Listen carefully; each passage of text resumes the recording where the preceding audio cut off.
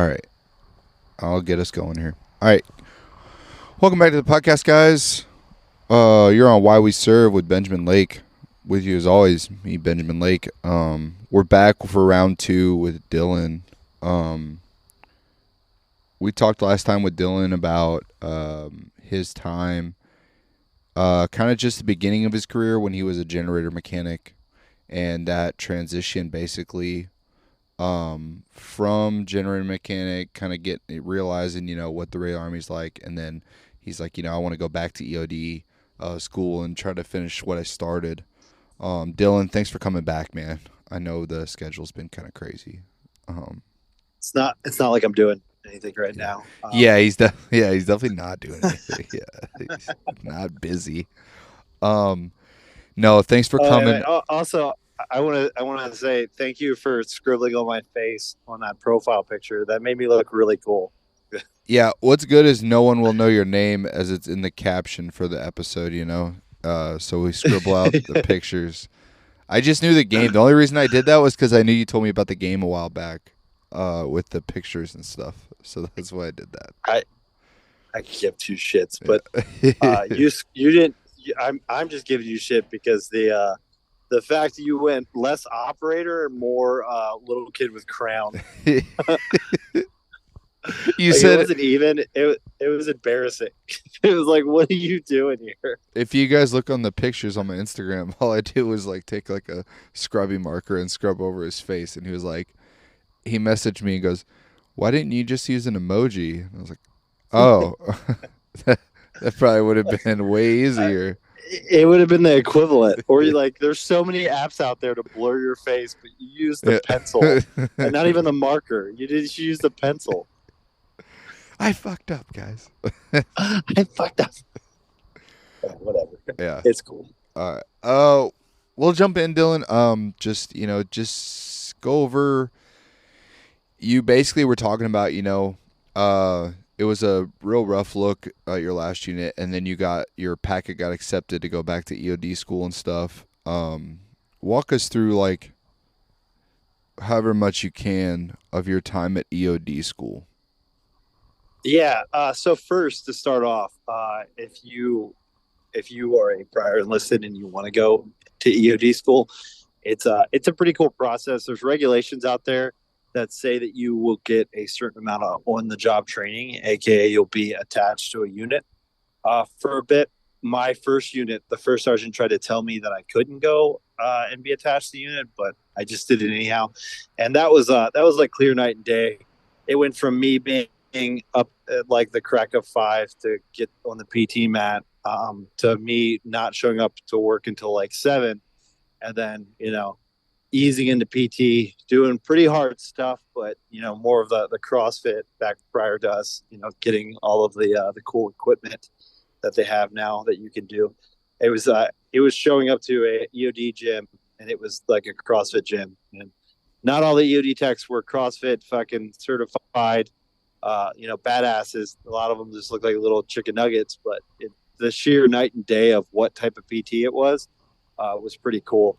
And I think I spent like 5 or 6 months with a unit down in Fort Campbell, OJTing to them and trying to get ready for EOD school. But as I'll go into here in a second, there's really not much you can do to get ready for it, other than just kind of understanding what the general vibe is of everything, and really basic terms.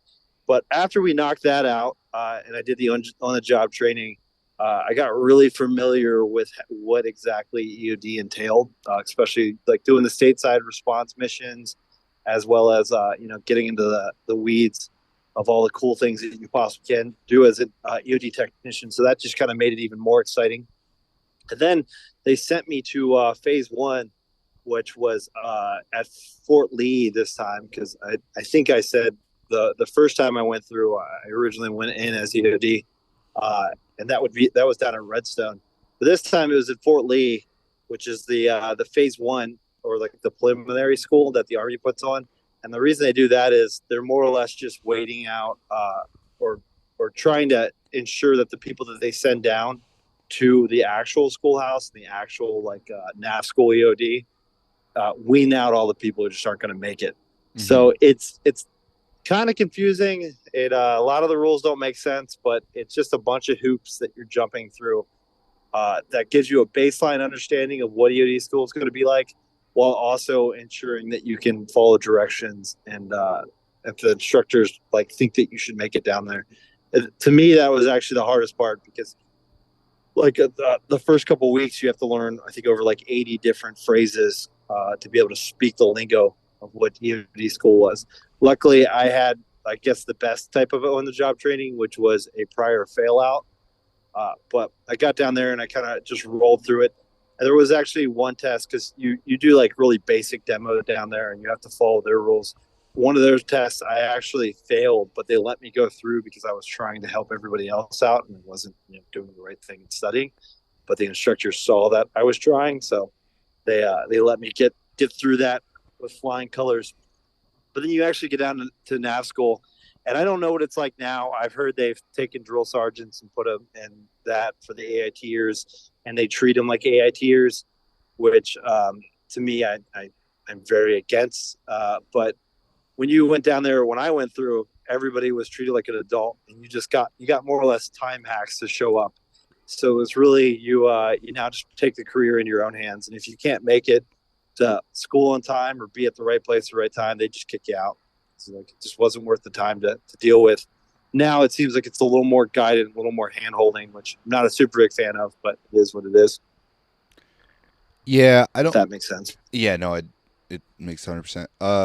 I think for jobs like that, it's really odd to have a drill sergeant through the whole thing. Me personally, because I understand it from my perspective because it's like I'm around. Ours is 10 weeks, and then I see ones here that are 6 weeks, 4 weeks. It's kind of just almost like continuation of OSUT. Um, Yeah, the way I see it, I guess, is the newer generation needs a little more hand holding to really instill that. But at the same time, I look at your job and I think you're there for what? The whole pipeline is about a year long, right? yeah. Yeah, I mean, that's a long Not only ass that, time to be getting your hand held.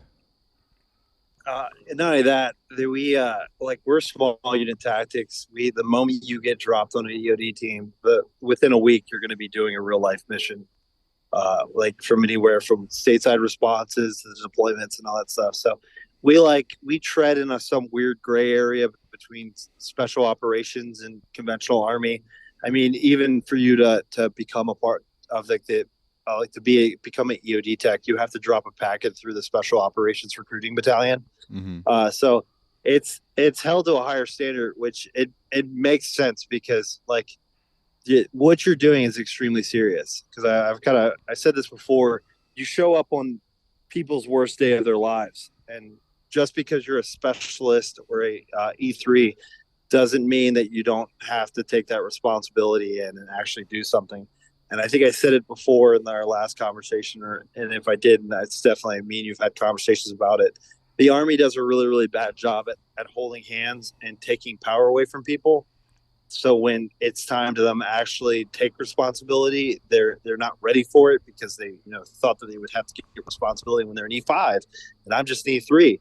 Well, in our world, our E3s are briefing generals. Shit, that's the schoolhouse sets you up and prepares you for that. But uh, the way it does that is by allowing you to have enough rope to hang yourself with. That makes sense. Yeah, did you through that whole process, because obviously you didn't get your hand held, you're dealing with all this shit by yourself. Did you feel your motivation go down or up like throughout the whole process? Because I could feel like Oh, what's up? I'm sorry. I'll let you finish. no, you're good, man. You're good. It's because we're not face to face. It Yeah, yeah, makes it it's really hard hard. to ensure we don't talk over each other. It no, man. The higher you build, it's kind of like that Flappy Bird game. Remember Flappy Bird? Yeah, yeah. You know how like the more and more points you get, the harder it seems, but it's not. It's just the same fucking same thing. Like it's Yeah. just the same six different little hoops you're jumping through or whatever. Yeah. That's how EOD school is. It doesn't get harder. It doesn't get easier. It just keeps going. And when you have put all of it on the line to be there, then yeah, like me, I was a power generation technician, and I was like, I'll never be a power generation technician again. I'd rather die.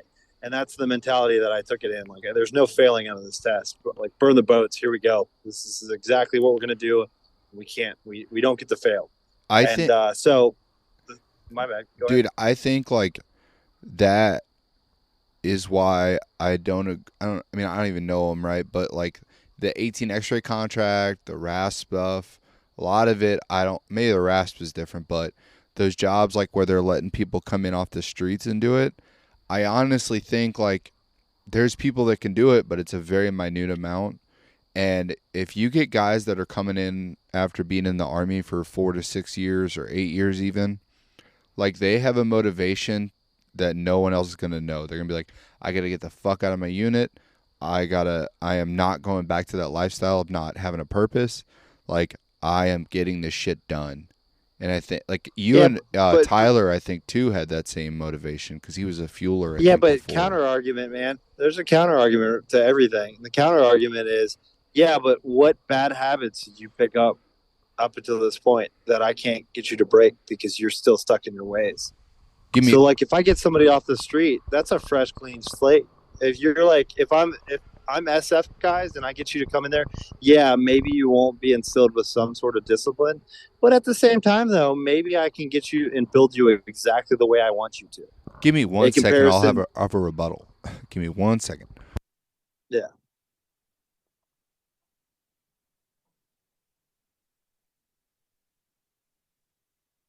Dun, dun, dun, dun, dun, dun, dun, dun, na, na, na, na, na, na, na, na, na, na, na. It's the day of the tiger. It's the queen of the fire. You know, this is the best time to talk about our sponsors. If you guys ever thought about having some sort of system that could track your sleep, your recovery, and your physical output based off of your cardio signs, go ahead and just DM Bear with a Hatchet, and I will send you a link code to my Whoop subscription. So that Are way you you doing get a month ads? off Are you and doing I get a ads on month my off. podcast? Heck yeah, I'm doing ads right now. I love All it. right, for the next ad, go ahead and you ever wanted to just take your extra change and invest it? Well, then go ahead and DM my inbox, and I will give you an Acorn subscription. That takes all of your extra money that you have from your purchases, rounds up to the nearest dollar, and then allows you to invest it. And it's made by great people like Ashton Kutcher. He designed the app. So if you want to, go for it. Yeah. And we're back. And we're back. We're doing non-sponsored sponsors. It's good times. Both of those sponsors will just equally Yeah. make me money or give me a free And free week and subscription. yeah, and just like that, I'm canceled. What what were you saying before? I'm sorry, I had to run and Okay, so what I was saying was, it like the prior service idea, like the prior service idea for like RASP and SF and different things like that, yeah. about how they're not going to be as motivated as somebody who doesn't want to go back to their old life. Well, I mean, the my counter rebuttal to that is, if I get an 18 X-ray to come in, I think it's the X-ray, yeah, that Yeah, it's X-ray. a SWIC baby to Yeah. come in. A Swig Baby is being built from the ground up from exactly what is special forces. In comparison to, getting somebody who has spent 4 years over on active duty picking up bad habits. Maybe I'm just saying this is just me playing devil's advocate. Maybe it ends up working out in our favor because at the end of the day, they haven't picked up any bad habits. This is just exactly what they are. Does that make sense? Yeah, I see it both ways. It's just I definitely see the more motivation coming from the guys that have been in or like it's I probably see it too much cuz I'm in AIT. So like Yeah. all the guys that are here are like, I'm just trying to get my job and get done here and get through it no matter what. And then these other kids are like, "Well, I can go back Yeah. to my regular life and stuff," and that's just annoying as shit to me because it's like you joined Yeah. for everybody joined at this point. Most people join not to like be a badass or anything. They joined to fix something in their life, and it seems like a lot of them give up very You easily. blame AIT. Yeah.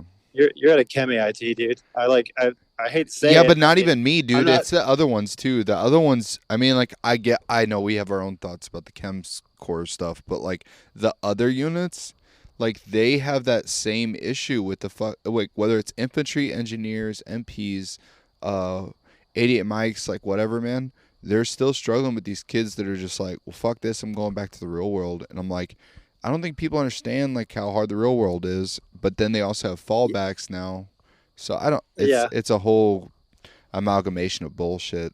It's hard to decipher. yeah. I hear that. I mean, that's yeah. That there's so many layers of that conversation too that Yeah, you yeah. could go down so many rabbit holes. Because yeah, I mean, you're not wrong, but I mean, at the same time, though, I don't know if the motivation is what I'm looking for. I'm looking for a fucking well-rounded individual. Though motivation comes with that, that's not always the key. Like just because you're not like, oh my god, let me be in the front of this line, doesn't mean that you're a well-rounded individual. But at the same time, though, yeah, you're 100% right because what you guys are seeing is through the lens of that. At the same time, though, the army sucks. It's not like there's the military sucks. It's not fun. There's not fun things. I mean, there's some fun things, but like even basic training, you like really think about basic training. There's a couple things in basic training that are really, really fun, and it makes that each week worth it. But it's not fun at all. And I think it's funny to think drill sergeants think it's fun. Like rappel day. Oh my god, we get to do rappel day. Man, you guys are gonna love this. We're gonna do a skit where we throw a guy off the top and then we'll all laugh in good memory. But then at the same time you're smoking the shit out of them when you get back. Yeah. Just throw a little spice on there. Well, literally everything was designed off of. So I mean I it, mean, it is what it is. it was all designed off of World War II, the draft, man. Everything came off the draft of World War II, and then eventually the draft in Vietnam really shaped it all to where it was like all these people do not want to actually serve, and you got to make them serve, But it was and then we just yeah, let but that that's carry not true over. either. That's 100% not true It was like because only 20%. 25% of Yeah, yeah. So it's like that's most of the still a fucking big people joining chunk, the dude. army. Imagine one out Yeah, of I mean, four people in basic are just like, I did not choose to be here. I was going to go to jail. Like that's a big yeah, chunk. true. Yeah, you're right. You're right. But I also see there's also three fucking motivated people that are like, "Come on, you dick." Yeah, yeah, So which can be a bigger motivator than it's sad that you're there. yeah. You know what I mean? I Like also especially you get around a but.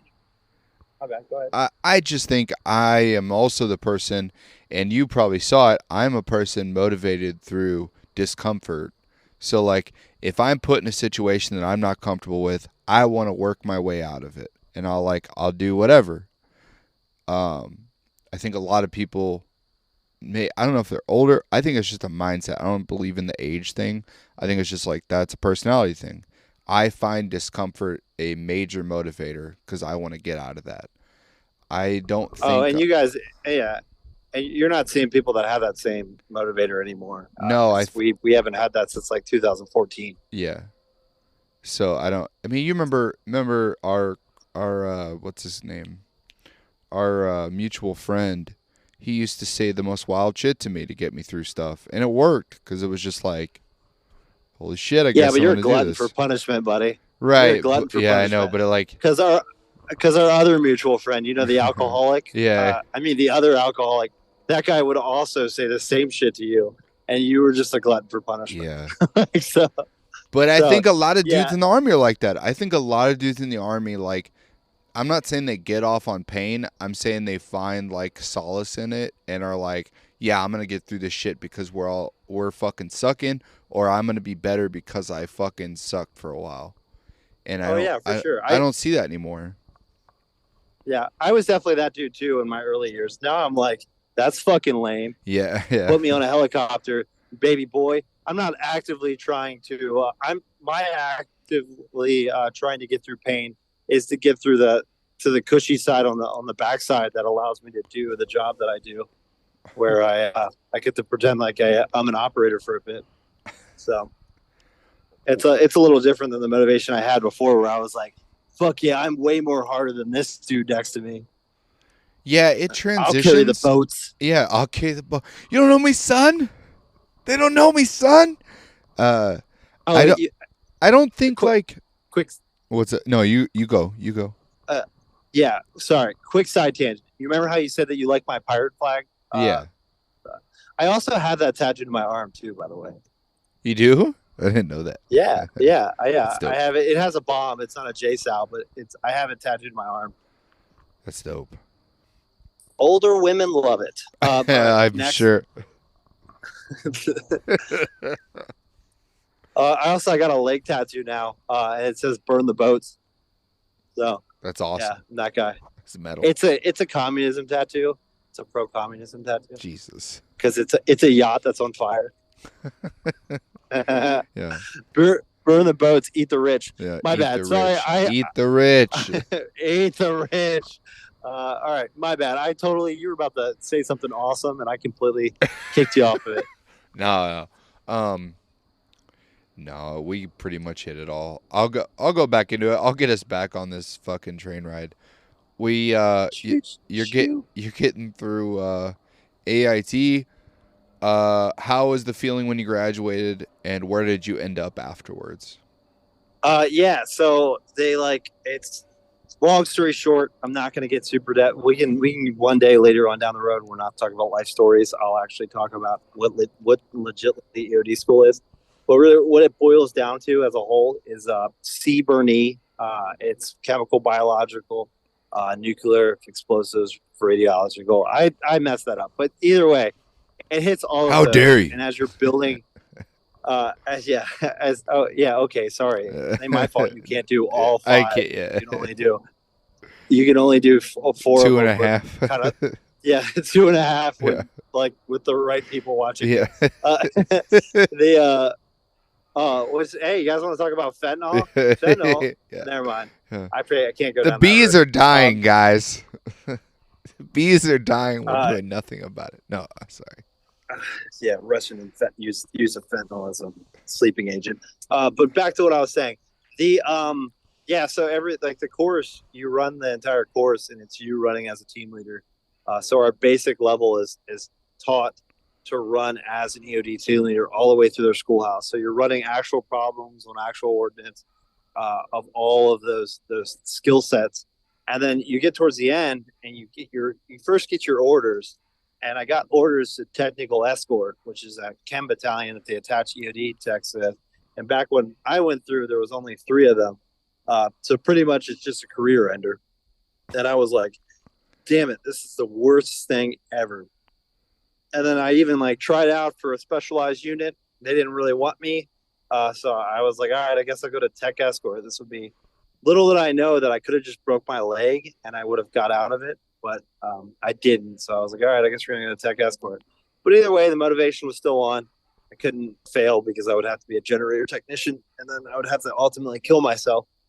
So I was like, all right, we're going to make it through. And then the first thing they do is they hand you your bazaar. And the EOD badge that we wear is like a really, really big thing to our community. It's like it's held sacredly. Yeah, the To crab. me, For those that don't know, in it's just a. It looks like they call it the crab. It just looks like a crab. It's pretty dope though. It's a cool ass insignia. yeah, it has like a bomb and a shield on it and some Yeah. lightning bolts, and a wreath. But yeah, they that's like a big thing. So when we get that, everybody's like, hell yeah, this is the best day of our lives. And all the way to the point where I for my career group though, and like our age group, the actual thing that was really cool is the bazaar, and that's the tag that we wear on our shoulder that says EOD. And Yeah. I remember getting that, and that was like, I'm gonna graduate. This is gonna be awesome. Well, there are like two tests that was left that I had to go through. I can't really talk about them because of paperwork. Yeah. But I made it through the two tests, and then we get to graduation day, and by far happiest day of my life. I could no, Really? never mind. I was like, there's gotta be one. I Kid, think. kid birth. I Yeah. mean, to be fair, Yeah. I'm a guy though, so No, kid birth isn't the happiest day of my Yeah. life. But little kid is my favorite thing, but Yeah. definitely EOD school. Yeah. But yeah, made it through with me and my compadres. And if you ever log into the Patreon, you can hear Lim, which was the other guy that made it through with me. And I think we were two out of, or not we, he was in a class ahead of mine. It was two of us made it from the original class out of 48. So something like that. And the rest were all kind of glued together. So big fail rate. Really, really cool to be on the Wait, far so end of how that. many? Say that again. So from my original class at Fort Lee, out of 48 of us, only two made it through. Holy shit. I Yeah. did not know the So attrition was that high. uh, yeah. So but I mean, we can lower that by saying out Did, of my actual class, I want to say like four of us, like the class that I started at Nav school, I think four out of like 16 of us, so or are they something like that, and recycling the rest. people? Are some of those So they recycles and stuff, or some some of from them are you chapter? at the Or time you go to a board, and if you could do pass your board and you had a good reason to be recycled, you get recycled, or they just boot you out. okay, and and that flares up depending on the needs of the army. So yeah, sometimes they'll be fucking giving people passes left and right. Sometimes they're like, no, you're not even getting a board. yeah. Me, I was like, if I go to the board, I'll fail, so I will not go to the board. I have a tangent real quick. So, Would you say that right now, like, this doesn't have to go down a giant rabbit hole, but would you say they're probably giving passes out pretty heavy right now? probably so not realistically. I mean, I don't know what's going on in that school. I'd have to ask some of my compadres that work down there. But I would imagine just with the need, they're probably giving more ability to go to the board, but they're probably not being like they're not. It's probably not easier. Right, It's you probably can't. easier to get to the board, but the Yeah, board is still if a guy sucks, he sucks. Like, because there's no you're way fucking around it. yeah yeah. But again, I like when I went through. You got done from work and you were done. We'd go to a Billy Currington concert in the middle of the week. It was fucking spring break capital of the world. Yeah, I was there for both spring break and summer, so like it was awesome. But in saying that, if you're a turd and you can't make the school, that was a great wiener factor. Like, but the army spends like I'm gonna say they spend like fucking three-fourths of $1 million or something yeah. ridiculously high on It's a each of the seats that they pay it's a for hundred nav grand. school. It's 100 grand just for one soldier to go through any AIT. So I imagine for y'all's, it's even Yeah, astronomically higher. You know. yeah, it's like something ridiculous. It doesn't make any sense for them to go through it. And the Navy's just racking that all in, Yeah, and the Air Force Base too. So it's funny. It's a Navy school that's taught by Air Force and Army, or Army, Marines, and Air Force, but mostly just Army and Marines on an Air Force base. So it's yeah. a That's it's a weird. whole yeah, it's a whole bunch of fun. But yeah, it's probably not easier, hands down. But at the same time, though, the people who shouldn't have made it are probably making it just because now there's a lot of hand holding. Yeah. Like originally, there was no bus. Like you had to figure out how to get to school. Now there's a bus. So I'm not gonna. I don't know. I I don't don't want to. say. Yeah. I don't want to spoil it too much because we are. The Patreon is going up next week. I've made plans. I got it. Patreon's going up next week. But tell me your thoughts about when you got to 1/10 and how you dealt with Uh, that. I've never been more miserable in my life.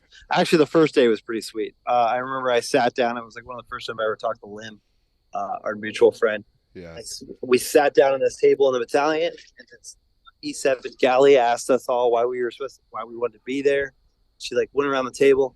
She first got the Lim, and Lim's answer was just because I wanted to be a thug, and this is the most thugged thing I could think of.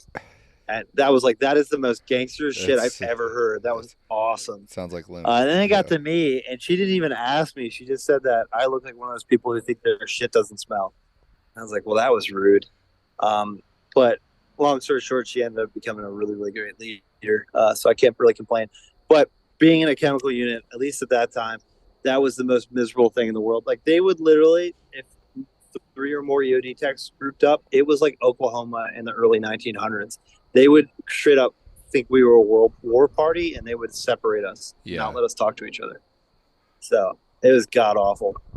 And there's no real mission. They weren't giving us badge time. We weren't getting extra pays. Like all the things you wanted to be an EOD tech for, you weren't getting. So it was. Yeah, from my end, all I saw, I mostly what I saw, it was awesome having you guys with us. You taught us a lot of stuff, especially you and our friend and stuff. The big issue I saw, I guess, was not being utilized correctly.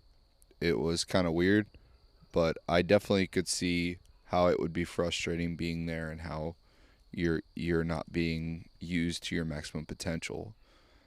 Well, Um, I mean, you've heard me do nothing but shit on the chem core, and I'm not going to turn this into me shitting on the chem core. But at our that's the lowest Patreon, level, guys.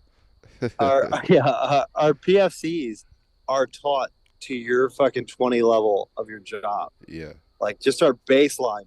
So like when you get there, and you'll be disappointed in anybody that doesn't know their job, but it's really disappointing when like people who are way higher ranking than you don't know their job, let alone don't know my job or how any of this all works. And I remember I had an LT who was this nice young lady, and I remember her saying like, "Man, you EOD guys, I love having you around because you guys are always thinking about things. You always have something that we need to worry about." And it's because like we at our lowest level are taught to manage emergency response. The LT who's supposed to be taught the same exact things are never taught that. So like it turns into us standing next to an LT and telling them what to do, which is very army-ish, but it's just not what you want when you're. It's all not LARPing. for you guys. It's Yeah, all it's all it's all fake. Like it's all fake world. And when you're looking across the street and these dudes are wearing civilian clothes and barbecuing and going out on real world missions, you start to look at the LARPing world that you're in, and it puts a bitter taste in your mouth. Plus, it was the middle of the Obama drawdown, so the pretty much if you were reenlisting in 16 and 17, you were told you were just not going to reenlist. So yeah. I remember miserable. that was a big issue, and it was hard to keep you guys in and stuff. Um, how long were you there for? I want to say I was there for 4 years, around 4 years. Yeah, No, I was there for 5 or 6, something like that. Because since I couldn't reenlist, they weren't letting me go anywhere, so I just stayed there, yeah. which was Uh, miserable. what So what steps did you take when you got out? When you ultimately made a decision, I'm getting out, or you didn't really make the decision, they told you that. What were the steps there, and like what happened thereafter? Like go from like basically like, okay, now I know I'm getting out, to I'm out, I'm doing this. Yeah, so that last year, that was also when I went out to go support our other mutual friend in Iraq to get that blister out of Mosul. Oh yeah, So yeah. like I spent the first part of the year doing something neat, and then the second part of the year I was like, all right, I guess I gotta find a real job, which sucks when you're a EOD technician in Washington because there's not a lot of jobs in Washington, Yeah. um, especially because the I was like, I didn't have all the certifications that I would need to get the big boy jobs. The big boy jobs that are on the East Coast are all like six-figure paying jobs that are really awesome to do. But without me being able to rank up, I can't really do any of the things that I want to do. So I started calling around.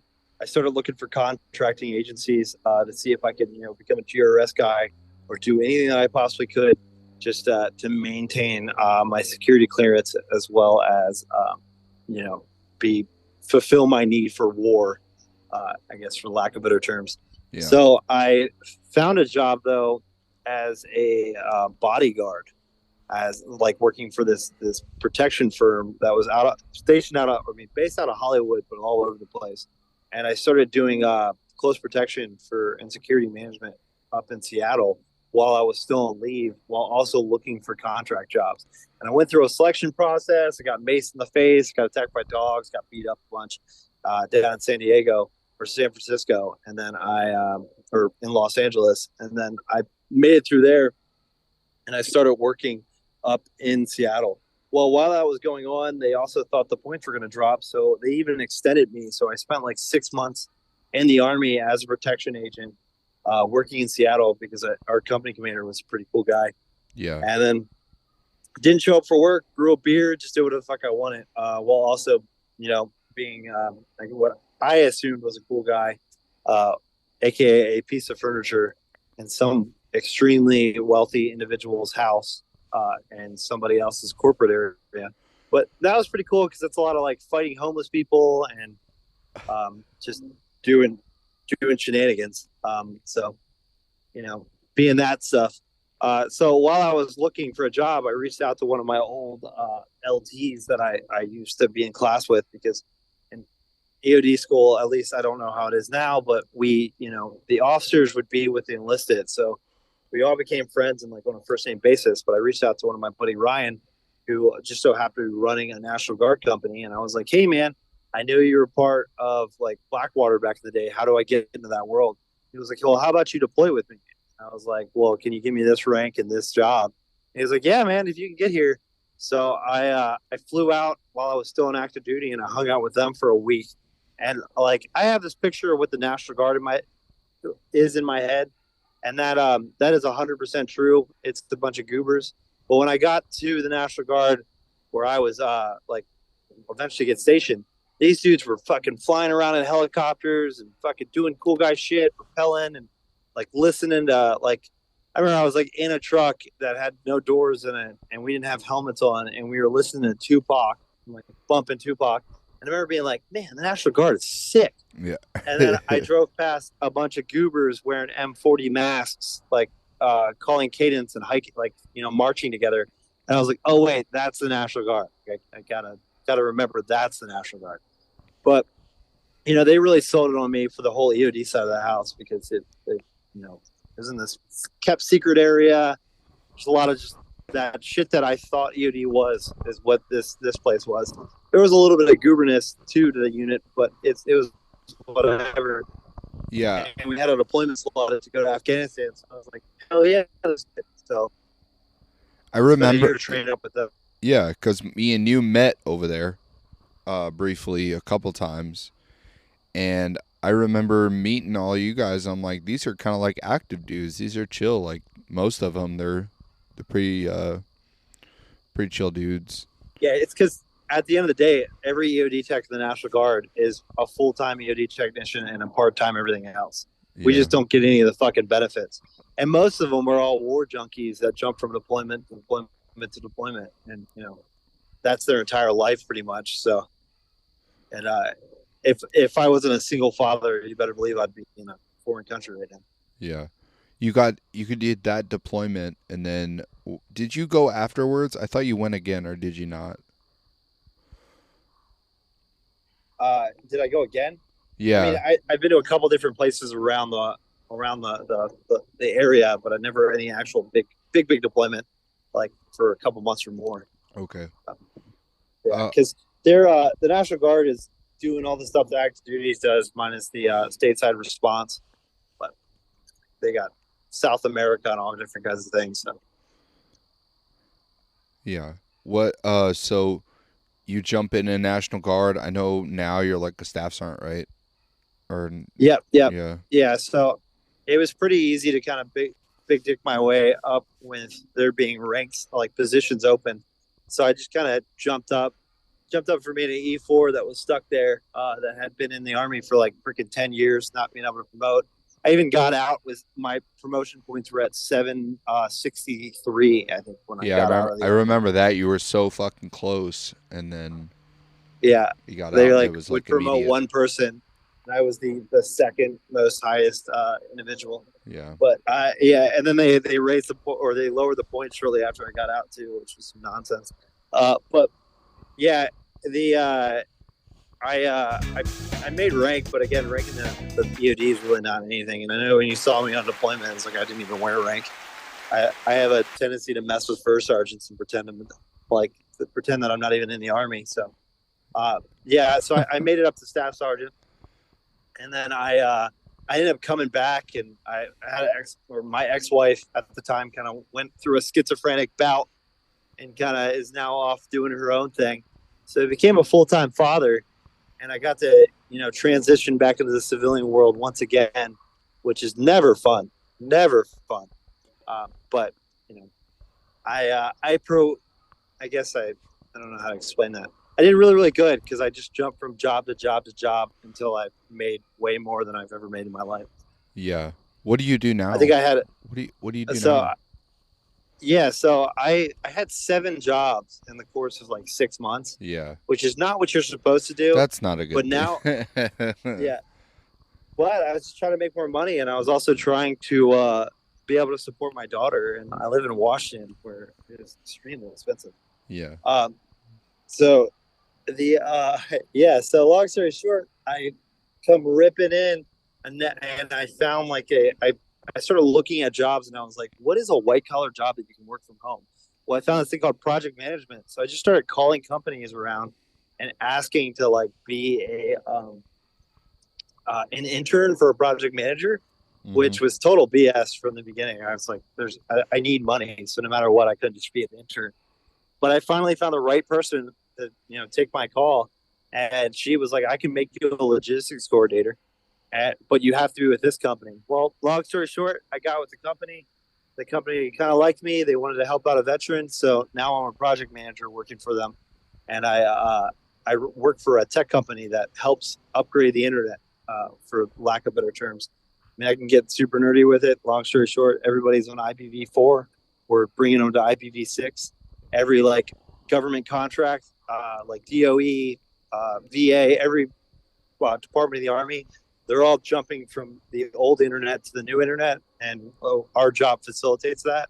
So now I'm Okay. the project manager, and I work from home, and I homeschool my kids, so it allows me to cruise around and do Army things as well.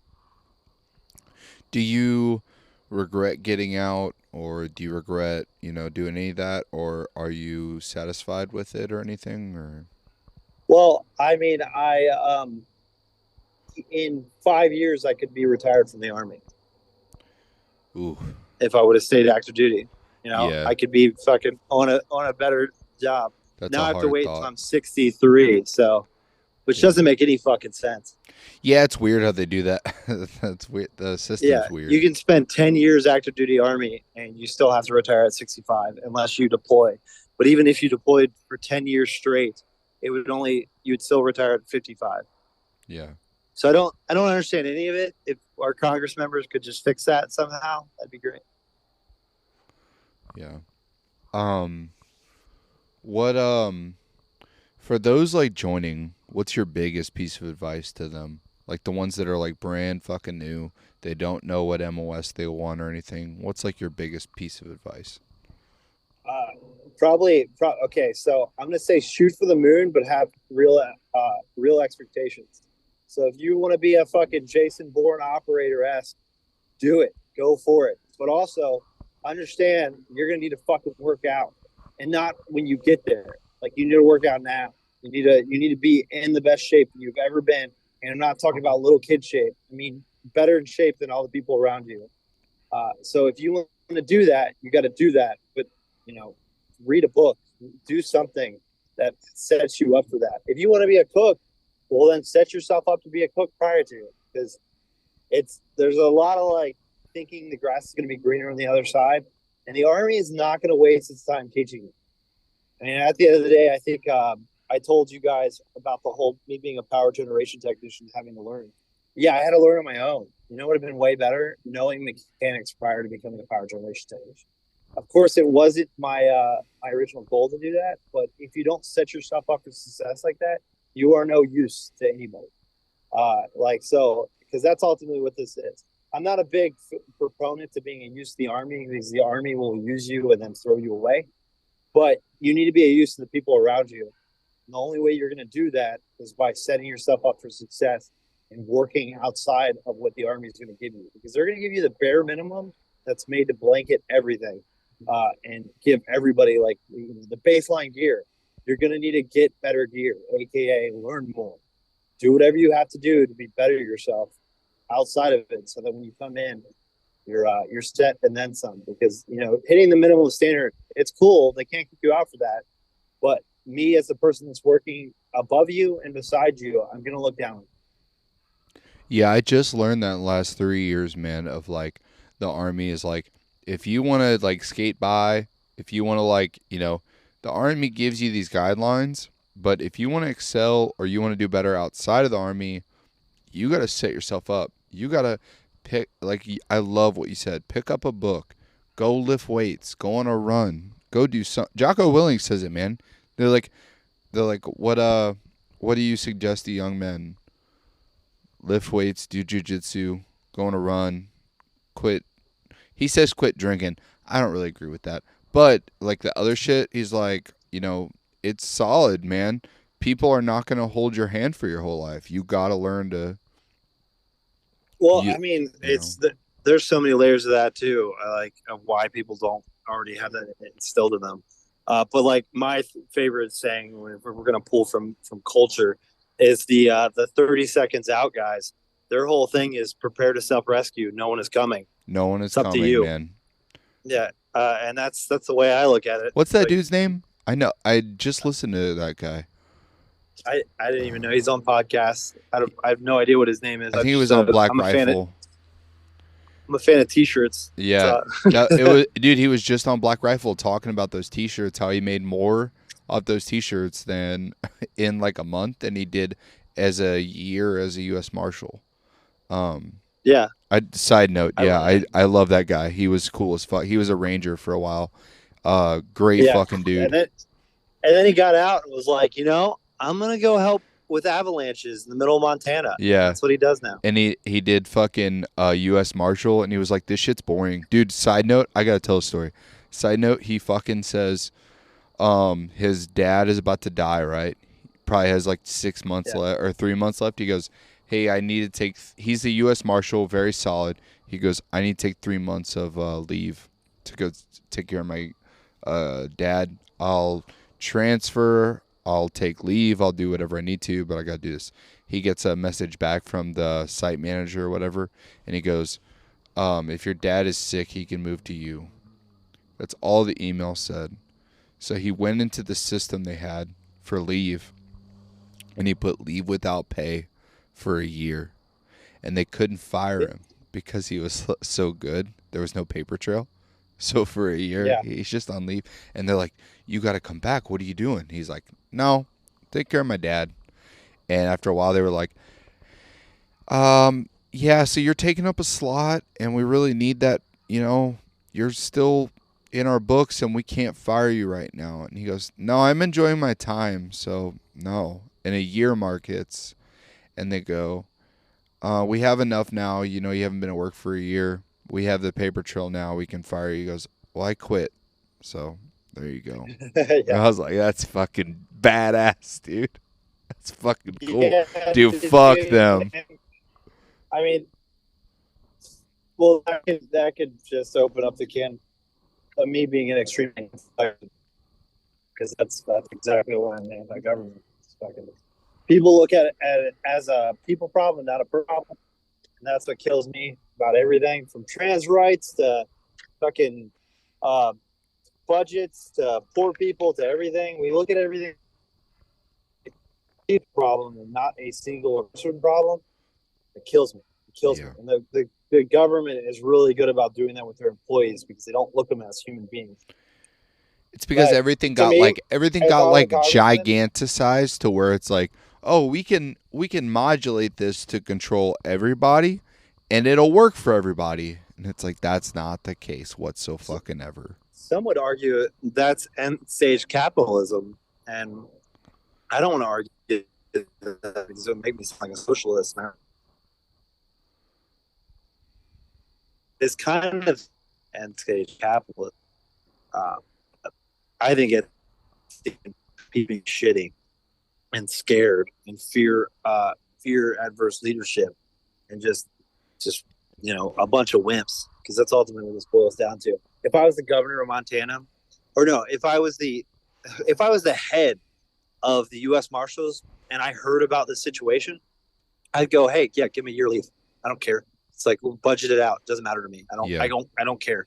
I bet you the taxpayers would be okay with him taking care of his dad. but It me doesn't and fucking matter to me. but we're also like logical. Like we're on this level. I'm sure at a certain point you have to look at it as a business, but that just sucks that at that level they're looking at it like a business still. I'm like, you are not a service No, industry like this. yeah. I don't know. 100%. No, I'm looking at it as a project manager. I mean, my entire life consists of looking at things like the way you're supposed to look at them.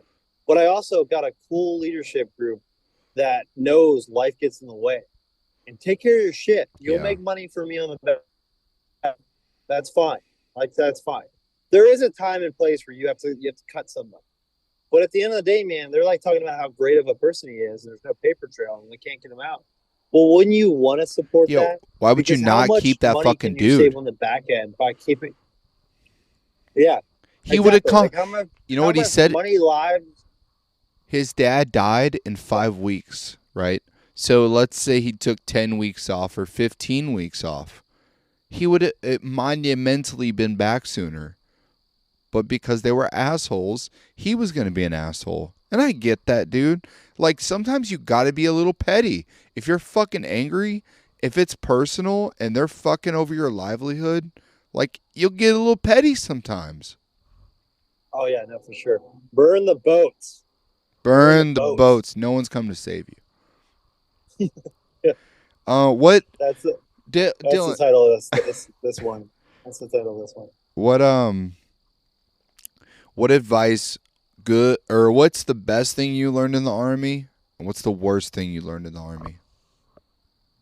Okay, I'm gonna go worst thing Like, first, apply a and tourniquet. No. it's and I'm gonna go worst thing because I'm the and this is probably not even answering the question, but I just like to bring this up, and this is a kind of a snapshot of humanity. So I was in when Don't Ask, Don't Tell got put away, and no matter what side you stand on, if that was an extremely happy time for the LGBT community, or if it like because I've heard the argument that like before that there was no sex in the workplace. Like that's ultimately what that boiled down to. Like it doesn't really matter what you do. That we don't talk about it. That's like I've always had that explained to me, even by people, a couple people who were from the LGBT community. They're like, yeah, before Don't Ask, Don't Tell, it didn't fucking matter because you just didn't talk about it. Like leadership couldn't come at you and attack you because they weren't allowed to ask, and I wasn't allowed to tell you, so it didn't fucking matter. Yeah. Like because at the end of the day, this is a job. This is the army is a job. So what do you care about my sexuality? It doesn't matter. It's not a real thing. So, but in saying that, I was in Afghanistan when they got rid of Don't Ask, Don't Tell, and this gentleman, Kevin Sprinkles, yeah, I've dropped your name every single time that I possibly can, just so if people meet you, they can know that you're this guy. Kevin Sprinkles, this first sergeant, gets us in this like in our boxy little formation and goes, "Hey, I just want to let everybody know, Don't Ask, Don't Tell is no longer in effect. So if you want to come out of the closet, you and your partner can come to my office and show me."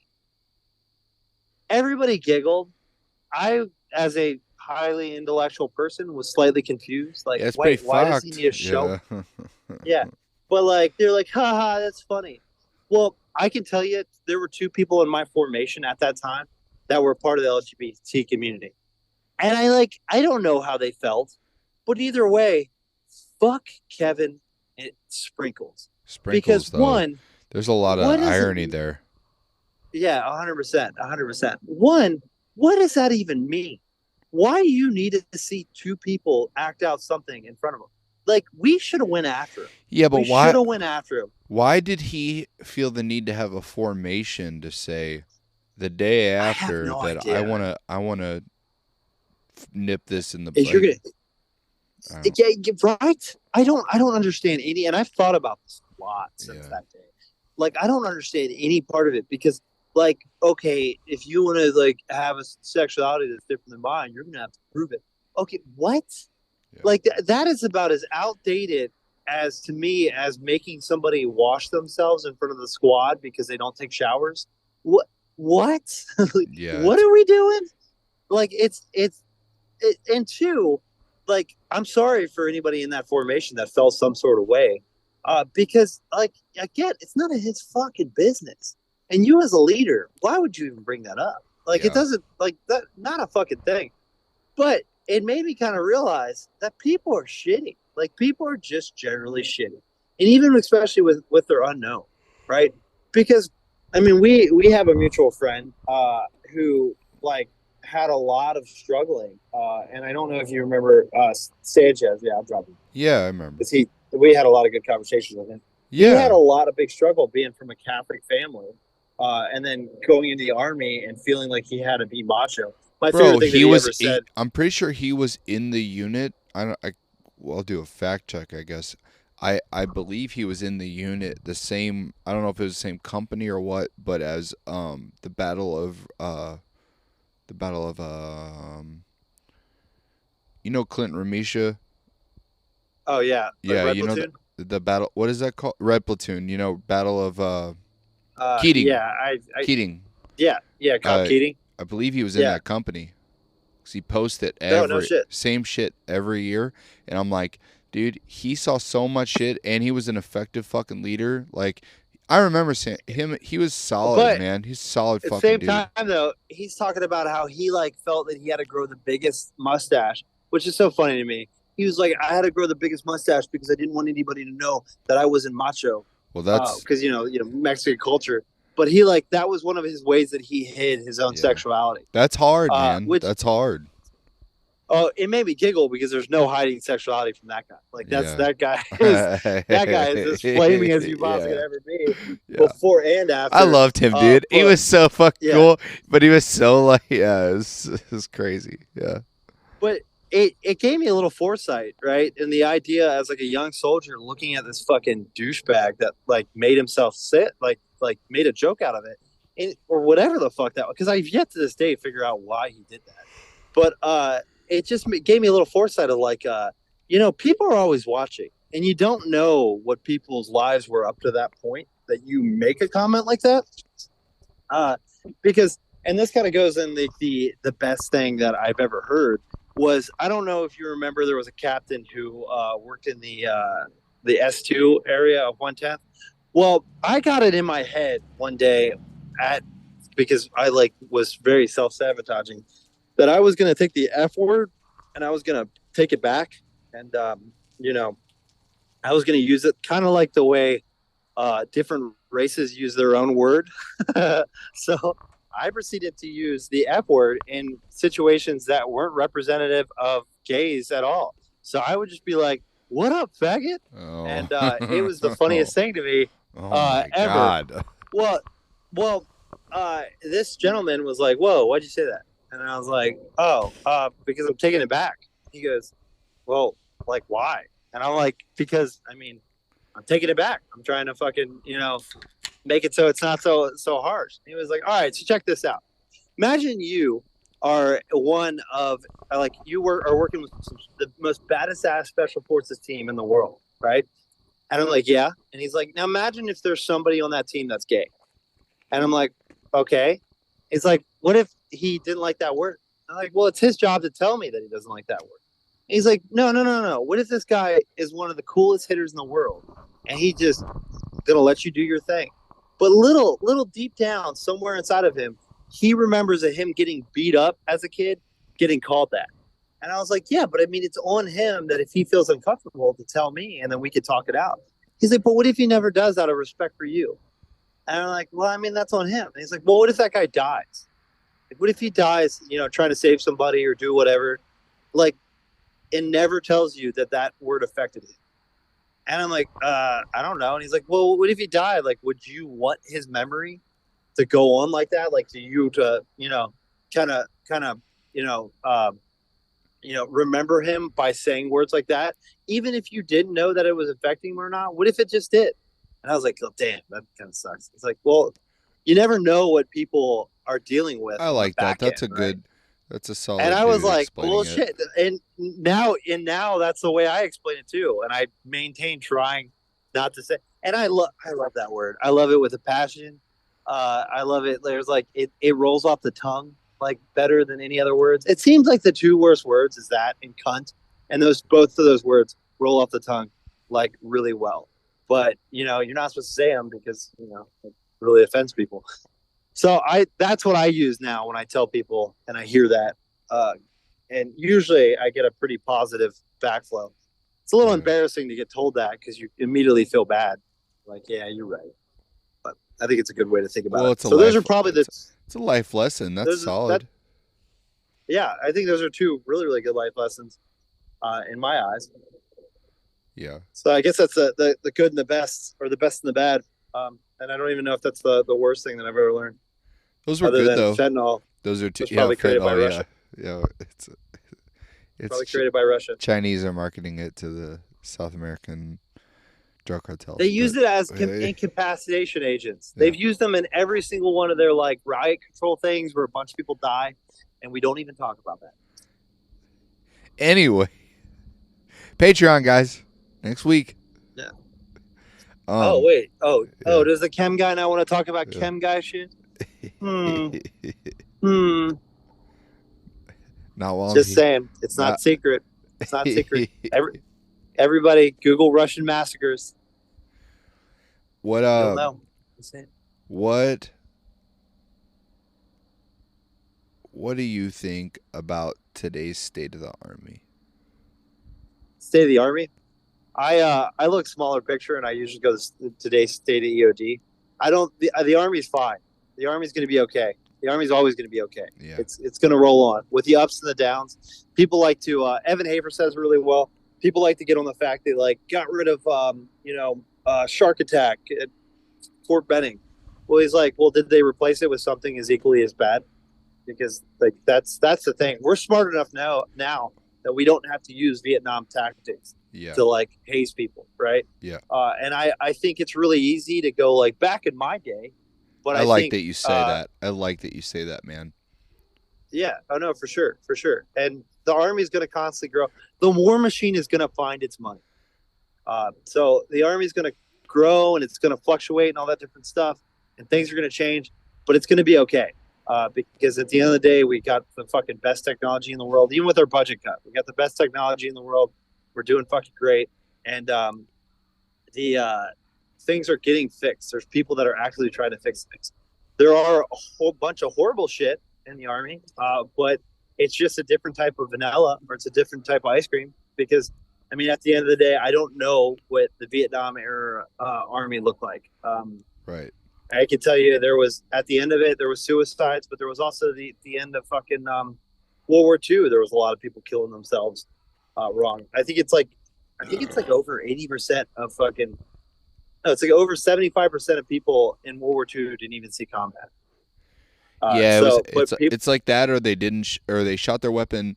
They didn't shoot their weapon, or they shot purposefully over the enemy's head because they were not trying to kill somebody, man. no, most people didn't even see combat Yeah. because it's like the army runs as maneuver. The U.S. Army is a maneuver element. Like that Yeah. we run by maneuvers. Yeah. And we run by logistics. And we had this conversation on this last podcast.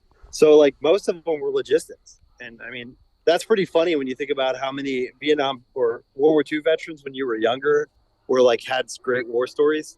How many of them were lying? You think? I didn't talk to my pop about war until like he was on his deathbed before he told us about war.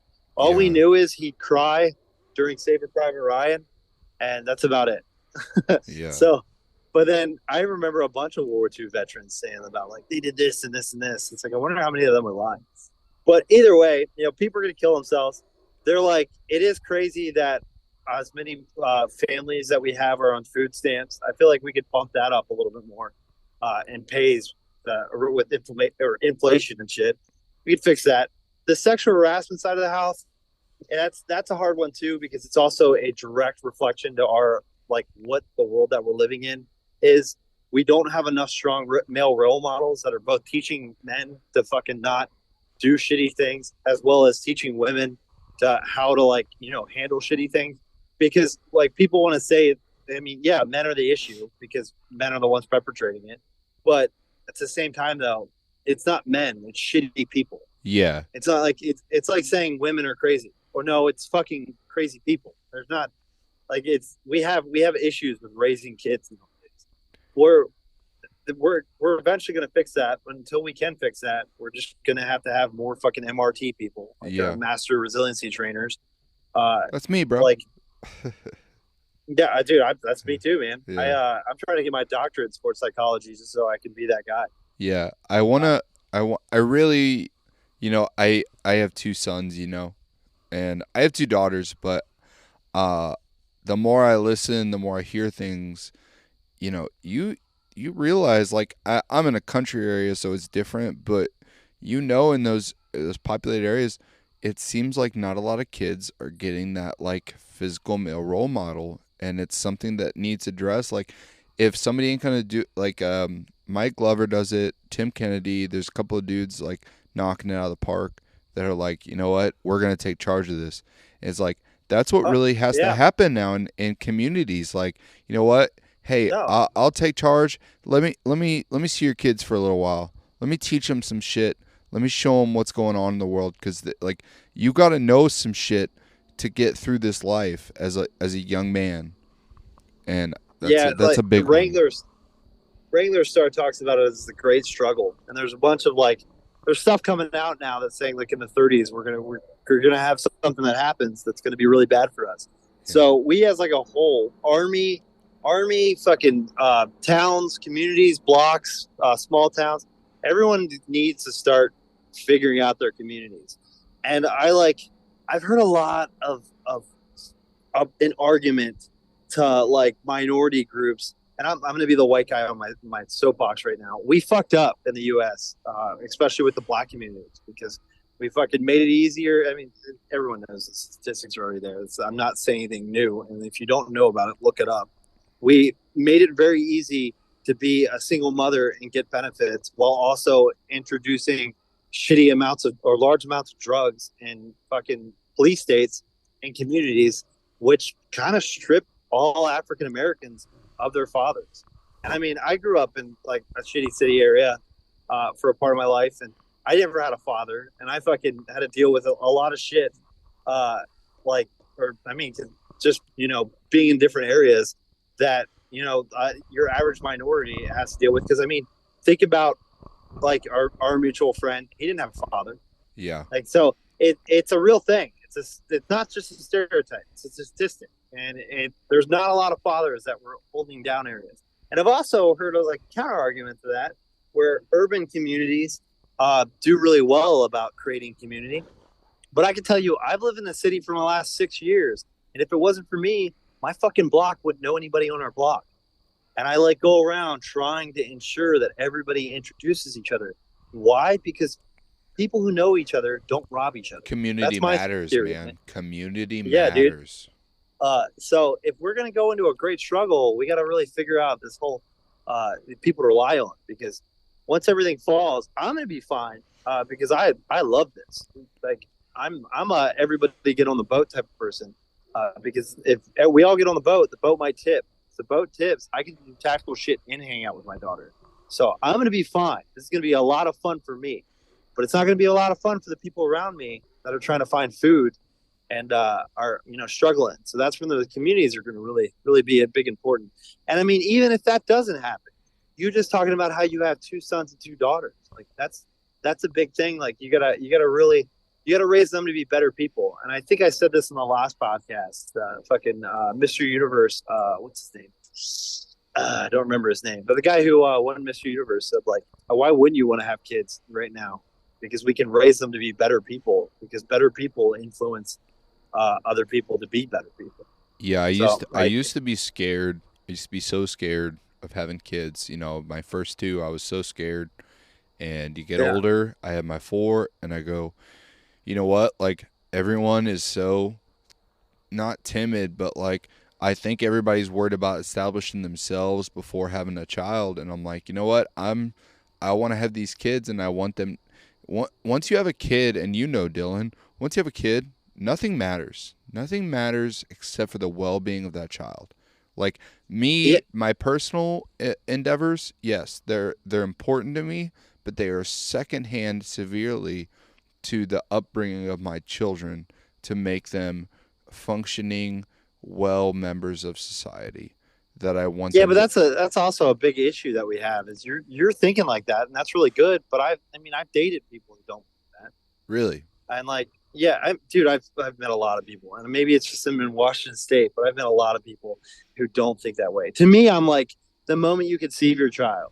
Like it's game on. It doesn't matter. It doesn't matter if you have shoes on. If your kid has needs clothes, take your clothes off. Put them on your kid. But there's just not people that have that, man. That Dude, I've had mentality. moments where it's I have this certain amount of money and I either got to get some food or I'm getting formula and we're living on spam and hot dogs for a couple of days. And Yeah, I'll be dude. I fine. freaking hear I'm you. fine with that, man. I'm fine with that as long and I think me and you see um your kids like you just want them to have a better upbringing. And I that's probably a lot of people that we know. You want them to have a big upbringing of like strong household, strong family, um not as much aggression and to have a solid like just this solid foundation they can come home to. And Yeah. that is the core, man, of like what I go for now. Yeah, brother, you're finding your purpose. That's cool. That's super cool. Yeah. Like, hey, if what is this podcast working for you?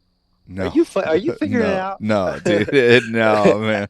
I You're like, just started it. I started it. It's like to figure out why I'm going to stay in, and now I'm like, well, I just re-enlisted, but man, yeah, why yeah, did I do yeah. that? The army sucks. Yeah, Yeah, I'm not the guy to convince you to stay in the army, nor am I yeah. the guy that convince you to get in.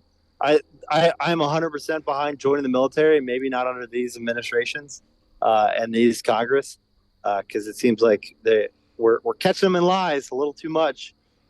But yeah, I've just but for the whole family piece of the side of the house, I don't know, man. I think there's nothing more.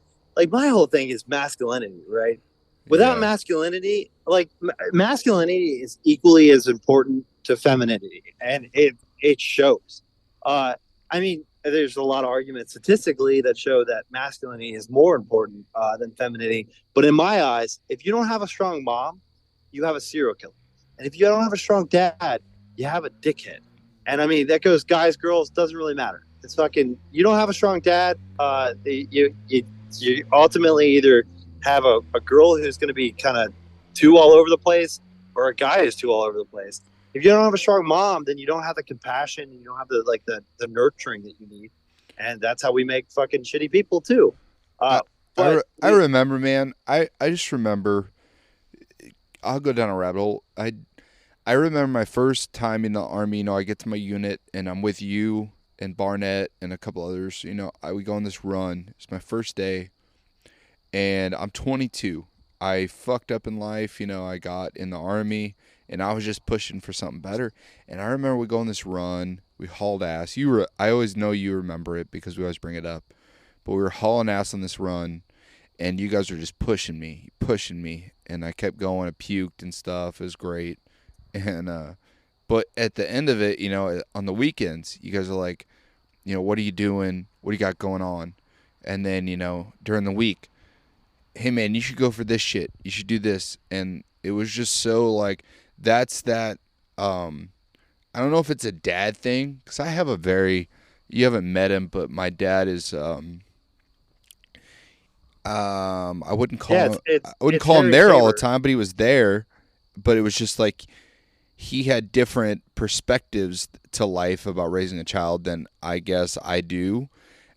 He raised me great. I love him, but you guys had that push and drive for the other side that it was just that's what I love to see is people that Well, give a bro, shit. well, I mean, I talked about this in the last podcast. That's why a tribe is so important. That's why your village is so important Oh because yeah. you're not gonna get the same thing from your dad. Even if your dad was driving you, then he'd be pushing you too hard. You get that from the other people. That's why I personally try to get my daughter to be raised by as many fucking people as possible. Because she raised by me, man, she'd be an impatient asshole. Like there's just no getting around it. She would like be hustling Yelling at everyone Walmart. to move faster. Jumbo. Yeah, yeah, Jumbo. Yeah, but the but like if she can see like a other point of view, man, she'll get a little bit of learning from other people, and that's why I think the army is awesome for so many people because it creates that. Of course, there's a vacuum that when you get out that you like really need to fill because the moment you get out, you realize you're really fucking lonely because you don't have those group of people around you. But I think it's also very motivating. I remember that run. I remember your first run because The other guy was doing really, really shitty and kept whispering in your ear. And he said, "We're judging the fuck out of him. Yeah. We're also Yeah. judging you. You're doing better, but if you quit now, you're just going to be like him." Yeah. So, I mean, it is what it is, and it worked. Look at you now. You're the old guy as a drill sergeant, which is Yeah. hilarious. I do the same thing now to private, so it's great. It's Yeah, 100% what I do now, so I love it, man. yeah, but I mean, and there's something fulfilling about that too. There's Oh, something fulfilling about getting people to that next step. bro, you know what? I realize here there's these great moments where I see soldiers that came back for these competitions or they're gonna be promoted soon. I love it, but the best is I've had about 2 or 3 soldiers where they were fucking pieces of shit when they came in, and I had to motivate them to do stuff, whether it was PT or get through tests or whatever. And I said shit to them that was maybe fucked up, but it got them through it, and they fucking excelled. And at the end, they thanked me. And that's the greatest feeling in the world, is to instill pride in someone that did not have pride before, that did not have motivation to get through that shit. It's the best feeling in the world. So that's Hell yeah, that's my takeaway. yeah, I don't know, man. I get a lot because I work with the Sea Cadets every once in a while. I get my boss pays me to go hang out with Sea Cadets, Oh, good. and man, dude, it's so funny to hang out with high schoolers and treat them as if they were big adults, Yeah. like these little like middle schoolers that are going through panic attacks Mm-hmm. because they're I mean they joined the Sea Cadets. Of course, they're fucking nerds, and there I am screaming at them because they don't know how to yell properly, and they're having like a hyperventilating act. But like also understanding when to like back off and like what happens when the brain goes into lizard mode and is in a flight or flight mode, and you can't teach that anymore, so you need to get them to calm down. Yeah. So You yeah, guys there's taught me. Our mutual friend that's across the fence now, a couple other guys. They, James, um, fucking a couple guys. Man, they taught Torres. They taught me really well of when to yell and what yelling means. Um, yeah. and that's been instrumental here, man, because I see people all the time. They get drill sergeant hat on. They just want to scream, but it's all And then they about. just become that guy that you can turn down in your head because Yep. you're like, it's that guy. He just, Yep. oh, he's yelling good. Or That's when you all the see, privates say, dude. That's all the privates say. They say, I don't respect that because all they do is scream all the time. It's like, no, but they know, like, I've at least built my reputation up. I haven't had class in a while, so I'm just picking up tomorrow. But like, I know when I yell, it has purpose. And I explained to the privates, I'm like, it takes a lot to piss me off. If I'm pissed off, I'm yelling because obviously there's no other way to get to you. So this is what's happening. Like, excuse me, like you gotta understand when people are trying to get through to you and you are not getting the picture. In the army, like, people get pissed off because they gotta get through to you, and they're gonna make you understand through and aggression and what's it called, um, uh, when you have like a lot of pride for something. It's like, I can't remember what it's called. Whatever. Either way, man. esprit de corps. Either way, it's just you're just trying to get it done. So, um, I find Yeah, I find that important. That's like one of my big things. yeah, I hear you, man. I hear you. And then it's like, I don't know.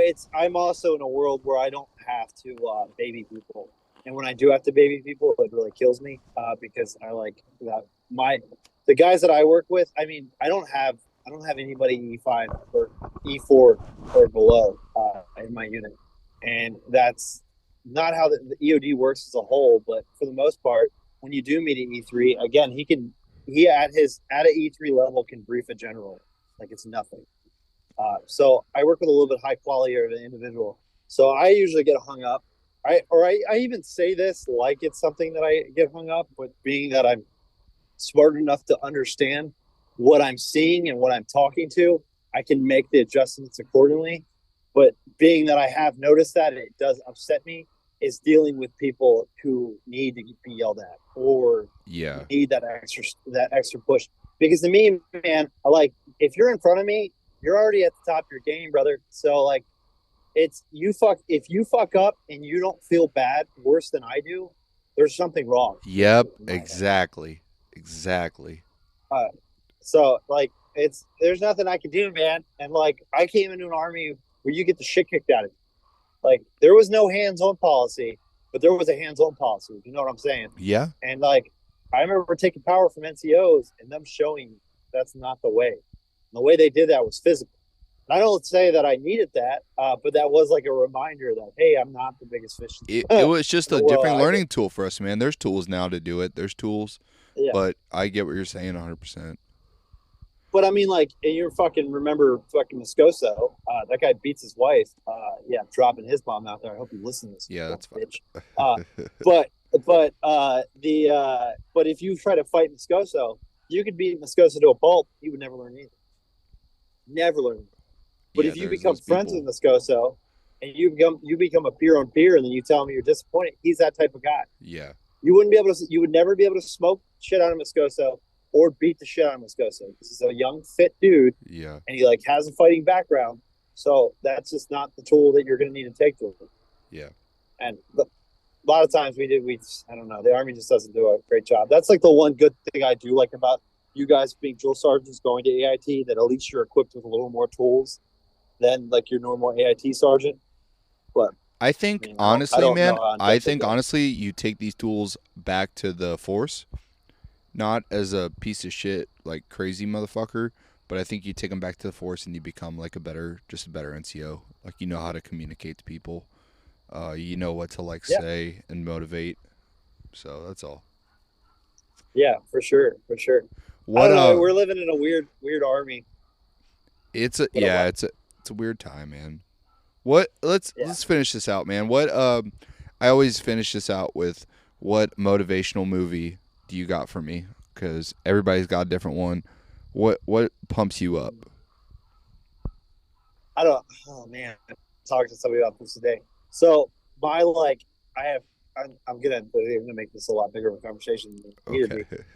be. My war movie, and when I say my war movie, when I think somebody's war movie, I think of it the way my grandfather looked at Saving Private Ryan. Yeah. My war movie is 13 Hours. I do too. And Yes, nobody that said it yet.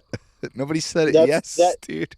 but that's not my I mean, the first half of that's my pumped up war movie, but like the second half when we fight when they're losing guys and shit, that's what gets me to my core. Yeah. That's like watching the Dude, end when of they're Watch. Like, when those fucking dudes blow up at the end, when they blow up yeah, and you're so fuck.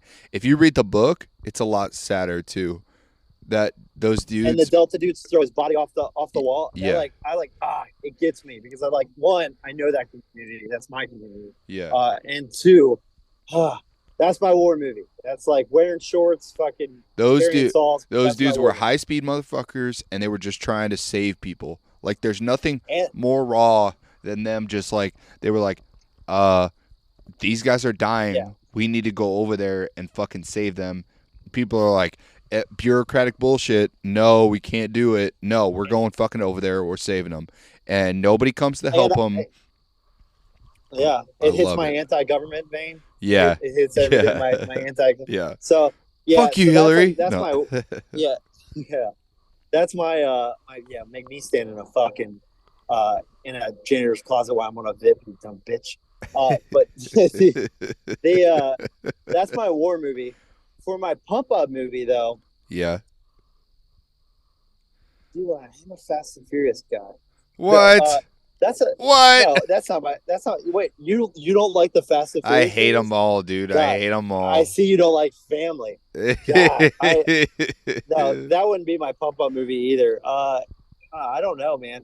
That's so hard because like I like pump up movie. Like I really like Lone Survivor. Uh, Yeah. that's I. To be fair, actually, no. I would say American Sniper is my pump up movie.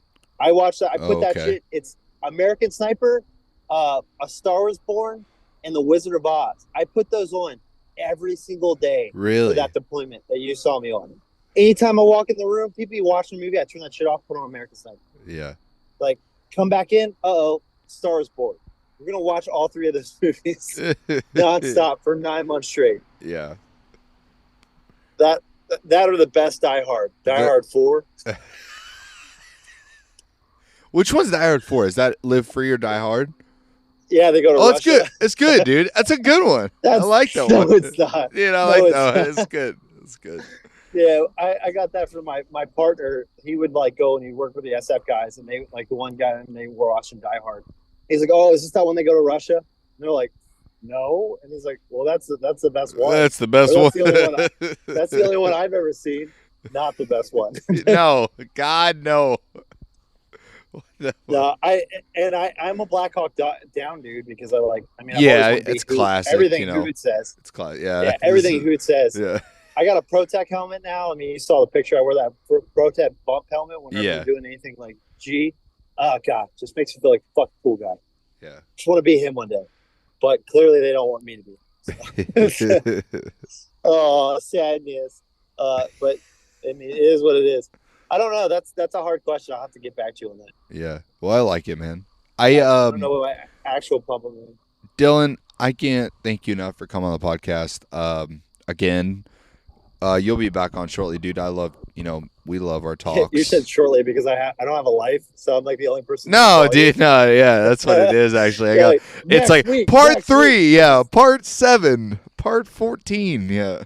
Yeah. No, If you can get people to shuffle in the Patreon, I was talking to Lim. I dropped some messages with Lim. I was actually thinking he would just randomly jump on here too because I sent him your link. oh yeah, He has a bunch of things to discuss as well. So I mean, for your bullshit conversations, yeah. we'll go down some rabbit Let holes. me try, and we'll try to link up next week and get something going actually for it, because I would love that, man. I would love that. I love talking to Yeah, Lim too. He's fun. of Um, course, of course. you made my night, brother. Thank you for coming on. I hope you're doing well, and I hope this gets to everybody. Please like, link, and subscribe. Let you know, do whatever you need to. Please get the word out. Thank you so much, Dylan. I will talk to you later. You guys have a good night. Okay.